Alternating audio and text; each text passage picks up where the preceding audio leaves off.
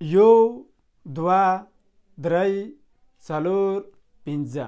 لکه څرنګه چې ما د خبرو د پیل کولو لپاره 15 ثانیې صبر وکړ، ته هم د هغه مسیج په استولو کې، د هغه ځواب په ورکولو کې چې ته یې په قهر کړی یې، د هغه پیغام په لیږلو کې چې ته یې عصبي کړی یې، د هغه وړاندیز په قبلولو کې چې ته یې احساساتي کړی یې، یا په مذاکره کې یا په یوه بله برخه د ژوند کې ته 15 ثانیې صبر وکړه. ولې موږ باید 15 ثانیې صبر وکړو؟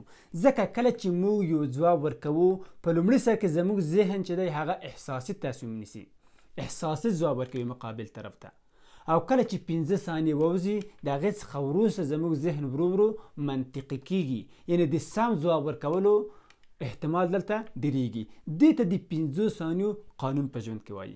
که چېرته موږ دا د 15 ثانیو قانون په خپل ژوند کې مراعات کړو، نو ډېر خلک به نه خفه کوو، ډېرې اړیکې به نه له منځه وړو، ډېرې مذاکرې به زموږ بریالی راوځي، ډېر زړونه به نه ماتوو، ډېر په قهر تصمیمونه به نه نیسو. او دا په یاد ولرئ چې خلک زموږ سکوت هیروي، خو زموږ خبرې هیڅکله نه هیروي.